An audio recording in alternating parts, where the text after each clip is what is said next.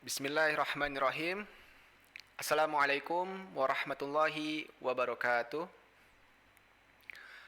Alhamdulillahirabbil alamin. Wabihi nasta'in wa ala umurid dunya waddin. Wassalatu wassalamu ala asrofil anbiya'i wal mursalin wa ala alihi wa sahbihi ajma'in. Allahumma salli ala sayyidina Muhammad wa ala ali sayyidina Muhammad. Rabbi shrah li sadri wa yassir li amri wahlul 'uqdatam min lisani yafqahu qawli, amma ba'du. Jemaah yang dirahmati oleh Allah Subhanahu wa taala, pertama-tama marilah kita panjatkan puji syukur kita kepada Allah Subhanahu wa taala yang telah melimpahkan nikmat serta karunia-Nya kepada kita. Salah satunya ialah nikmat iman, nikmat Islam, nikmat sehat walafiat, dan juga nikmat yang sedang kita rasakan pada hari ini, yakni nikmat bisa menjalankan salah satu kewajiban yang Allah tetapkan kepada kita, yakni ibadah berpuasa di bulan suci Ramadan. Kemudian salawat serta salam tidak lupa juga kita curahkan kepada junjungan kita Nabi Bana Muhammad sallallahu alaihi wasallam, dan juga kepada keluarganya, kepada para sahabat, hingga para tabi'in, dan hingga sampai kepada kita selaku umatnya di akhir zaman, yang mudah-mudahan kita sebagai umatnya kelak di yaumil akhir mendapatkan syafaat melalui beliau, dan juga menjadi umat yang tergolong ke dalam umatnya yang dirindukan. Amin amin ya rabbal alamin. Hadirin yang dirahmati oleh Allah Subhanahu wa taala, pada kesempatan kali ini saya akan menyampaikan materi yakni yang berjudulkan tentang cinta tanah air. Hadirin yang dirahmati oleh Allah Subhanahu wa taala, Al-Qur'an menggambarkan tanah air merupakan suatu hal yang sangat bernilai dan juga berharga. Indonesia sebagai tanah air kita sekaligus rumah bagi kita bersama yang haruslah kita jaga dan juga kita rawat. Jangan beri sedikit pun ruang kepada mereka atau siapapun yang ingin merebut atau bahkan ingin menumbangkan tanah air kita bersama.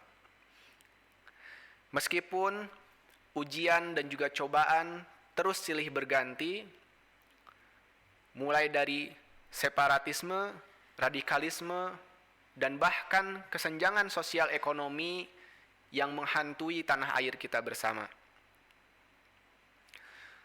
Terlepas dari semua itu, Islam melalui Al-Quran menyerukan kepada kita semua untuk cinta terhadap tanah air. Menjaga dan merawatnya adalah wujud syukur kita atas nikmat Allah dan bernilai ibadah di sisi Allah, sebagaimana yang Allah firmankan di dalam Al-Quran surat An-Nisa ayat 66 yang berbunyi, A'udzu billahi minasy syaithanir rajim. Walau anna katabna 'alaihim an iqtulu anfusakum aw ikhruju min diyarikum ma fa'aluhu illa qalilum minhum. Walau annahum fa'alu ma yu'azuna bihi lakana khairan lahum wa ashadda ta'bita. Shadaqallahul azim. Yang artinya, dan sekalipun telah kami perintahkan kepada mereka, bunuhlah dirimu atau keluarlah kamu dari kampung halamanmu, ternyata mereka tidak akan melakukannya kecuali sebagian kecil dari mereka, dan sekiranya mereka benar-benar melaksanakan perintah yang diberikan, niscaya itu lebih baik bagi mereka dan lebih menguatkan iman mereka. Quran Surat An-Nisa ayat 66. Ayat ini menjelaskan bagaimana sikap manusia secara universal dalam mematuhi perintah Allah Subhanahu wa taala. Mayoritas dari mereka tatkala diperintahkan hal-hal yang berat seperti kebaikan, mereka enggan bahkan menolak melaksanakannya, seperti halnya orang munafik dan mereka yang lemah imannya.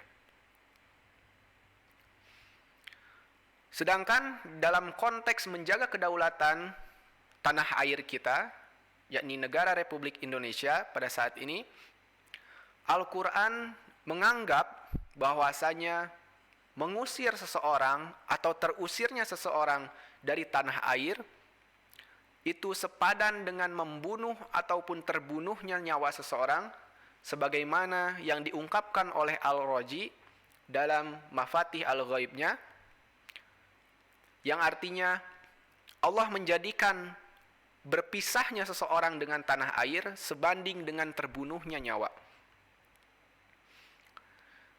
Dengan terusirnya dari tanah air menunjukkan bahwa hal itu setara atau bahkan lebih kejam dibandingkan dengan pembunuhan.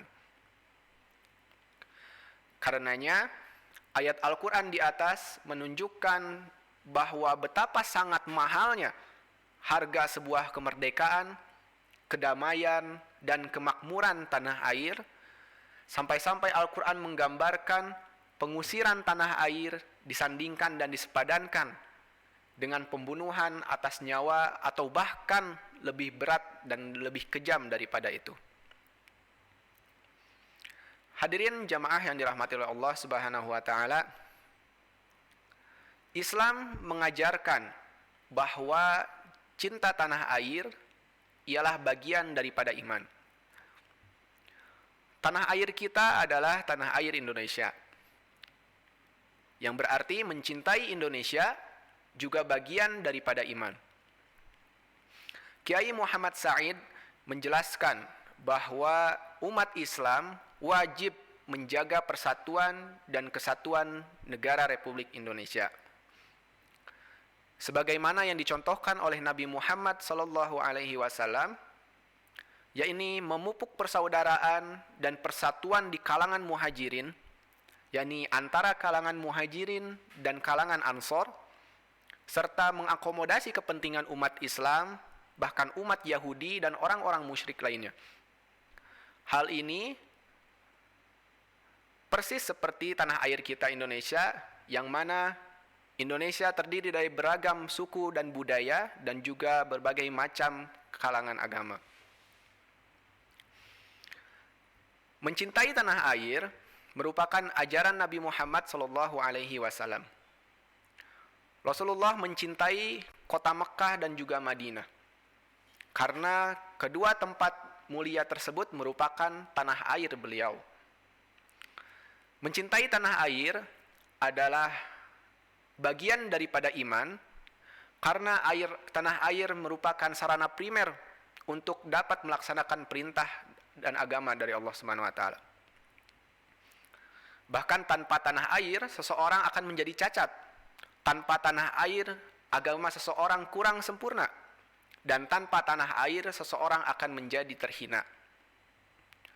Syekh Muhammad Ali dalam kitab Dalilul Falihin mengatakan, hubbul waton minal iman. Cinta tanah air bagian dari iman.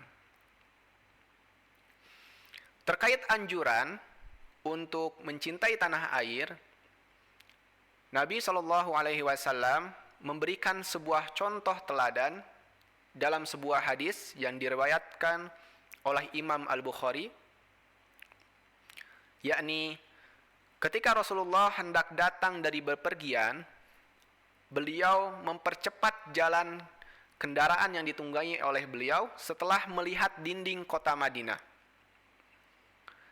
Bahkan beliau sampai menggerak-gerakkan binatang yang dikendarainya tersebut. Semua itu dilakukan sebagai bentuk kecintaan beliau terhadap tanah airnya. Hadis riwayat Bukhari. Hadis tersebut menunjukkan keutamaan Madinah dan dianjurkannya mencintai tanah air serta merindukannya. Sedangkan dalam konteks menjaga tanah air kita, yakni Indonesia, bisa dengan cara menjaga kemerdekaan, menjaga Pancasila, menjaga Bhinneka Tunggal Ika, menjaga NKRI, menjaga undang-undang kita, dan menjaga kedaulatan di negara kita. Itulah ada bagian daripada iman dan juga agama. Hadirin yang dirahmati oleh Allah Subhanahu wa taala, Syekh Muhammad Amin Asyintiki mengatakan bahwa Al-Qur'an telah memposisikan umat Islam pada posisi yang merdeka, mulia, terhormat, maju, dan mandiri. Ketika umat Islam dalam posisi terbelakang, miskin, atau dalam kondisi yang mundur, itu lebih disebabkan oleh kecerobohan umat Islam itu tersendiri, yakni meninggalkannya kewajiban dalam mengelola kehidupan duniawi.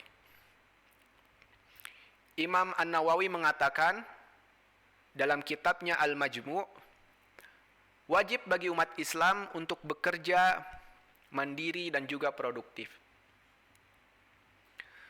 dalam segala kebutuhan, walaupun hanya memproduksi sebuah jarum maupun hanya sekedar garam. Umat Islam tidak boleh tergantung pada umat lain, sebab Islam tidak boleh bergantung kepada umat lain dan harus bisa mandiri. Tolak ukur kekuatan umat Muslim yakni bergantung terhadap kemandiriannya dalam mencukupi kebutuhannya sendiri. Untuk mengisi dan mewujudkan negara Indonesia yang merdeka, maju dan berdaulat, setiap warga harus memperjuangkan bangsa sesuai dengan profesinya masing-masing. Jika kita menjadi seorang pejabat, maka jadilah pejabat yang baik, amanah, jujur, dan tidak korupsi. Jika kita menjadi seorang pendidik atau mahasiswa, jadilah pendidik yang baik, produktif dalam karya ilmiah, jujur, dan mengabdi pada masyarakat. Ataupun jika kita menjadi seorang pelajar, maka jadilah pelajar yang rajin menuntut ilmu di bidangnya masing-masing. Karena ilmu kelak yang kita sedang perdalami hari ini pasti akan dibutuhkan oleh bangsa dan umat. Maka secara umum, jadilah warga negara yang selalu berusaha berbuat baik dalam segala kondisi, tempat, dan berperilaku baik dengan akhlak yang mulia. Dan juga berusaha untuk berbudi pekerti luhur, menjaga moral, dan membangun kecintaan terhadap tanah air dengan jalan yang baik. Hadirin yang dirahmati oleh Allah Subhanahu wa taala, mengapa hubbul waton minal iman? Mengapa kita perlu mencintai tanah air kita, khususnya Indonesia yang tercinta ini? Karena hanya dengan kondisi bangsa dan negara yang aman dan stabil, umat muslim bisa beribadah dengan nyaman, beramal dengan baik, dan dapat beristirahat dengan nyenyak.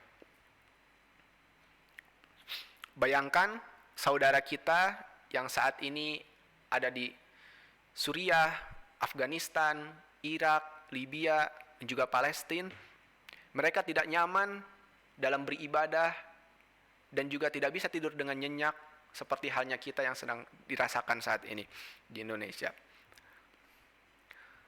Bahkan Sayyidina Umar mengatakan, seandainya tidak ada rasa cinta terhadap tanah air, hancurlah negara yang terpuruk. Hanya dengan cinta tanah air, negara akan jaya. Itu yang diucapkan oleh Sayyidina Umar.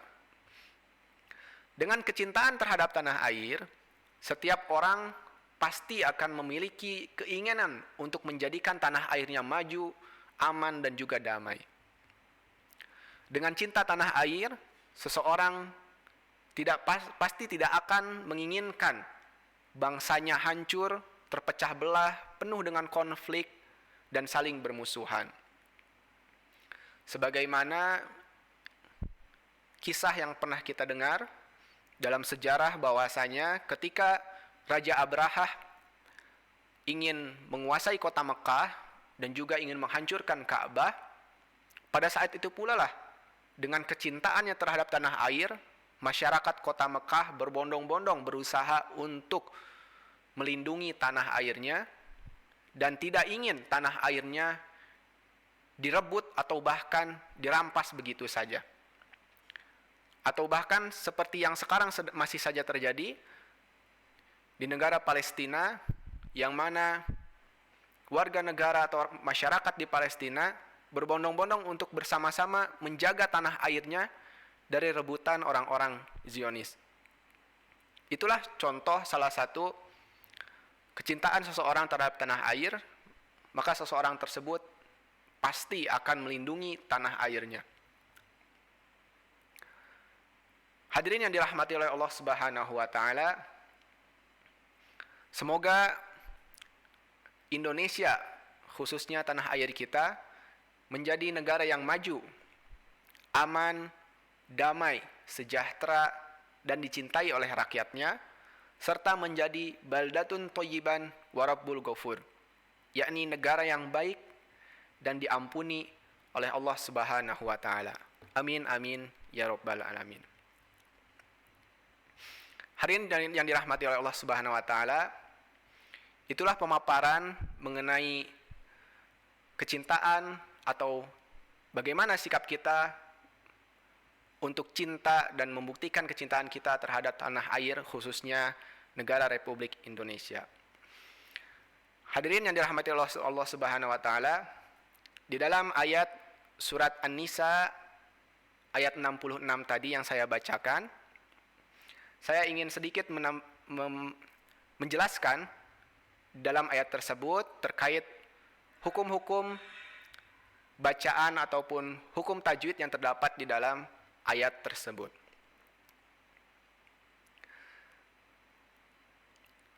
Saya bacakan sekali lagi di surat An-Nisa ayat 66.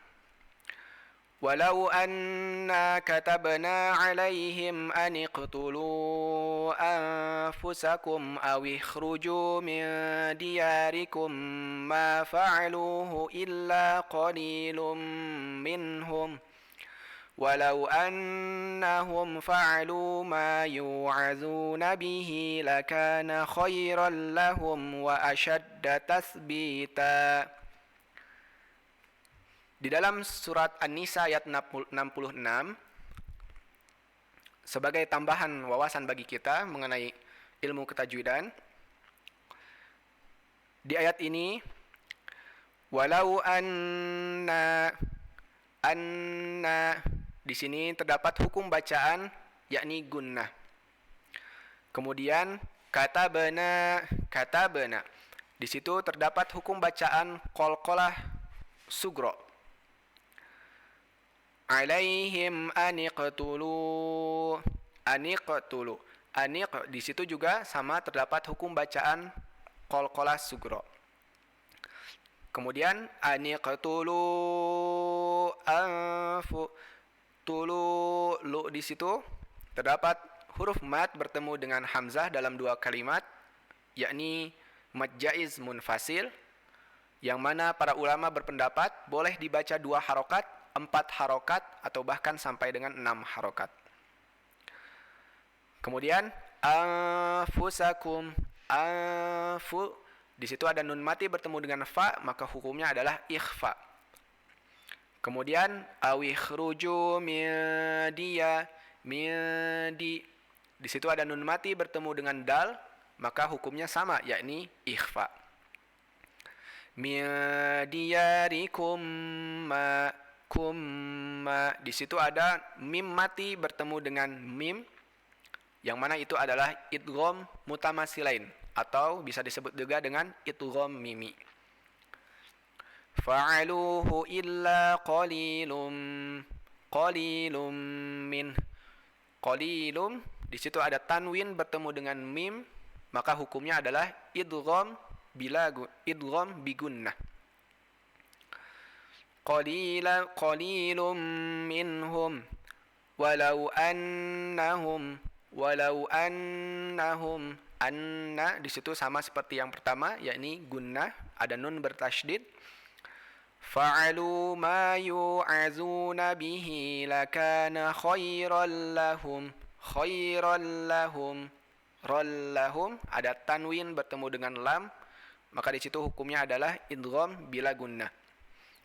Wa ashadda tasbita, di situ ta terakhir yakni mad iwad, yang berarti digantikan tanwinnya dengan cara membaca tanwinnya hilang dan dibaca dengan panjang 2 harokat. Hadirin yang dirahmati oleh Allah Subhanahu wa taala, itu saja yang bisa saya sampaikan pada kesempatan kali ini mengenai cinta tanah air. Semoga kita sebagai warga negara Indonesia yang baik, entah apapun profesinya, baik pelajar, mahasiswa ataupun para pejabat, mudah-mudahan dengan kontribusi kita sebagai orang yang sedang mendalami profesinya masing-masing bisa bermanfaat dan bisa ikut serta dalam memakmurkan dan juga membuat negara atau tanah air kita menjadi maju. Dan juga mudah-mudahan kita sebagai warga negara yang baik pula ada rasa kecintaan di dalam hati kita dengan tanah air ini. Mudah-mudahan juga kita terbesit di dalam hati kita untuk senantiasa melindungi dan juga siap untuk berkorban supaya tanah air kita tetap aman dan sejahtera. Itulah yang bisa saya sampaikan, kurang lebihnya mohon maaf, mudah-mudahan ada manfaatnya. Kita tutup dengan hamdalah dan juga doa kafaratul majlis. Alhamdulillahirabbil alamin. Subhanakallahumma wa bihamdika asyhadu an la ilaha illa anta astaghfiruka wa atubu ilaihi. Wabillahi taufiq wal hidayah. Wassalamualaikum warahmatullahi wabarakatuh.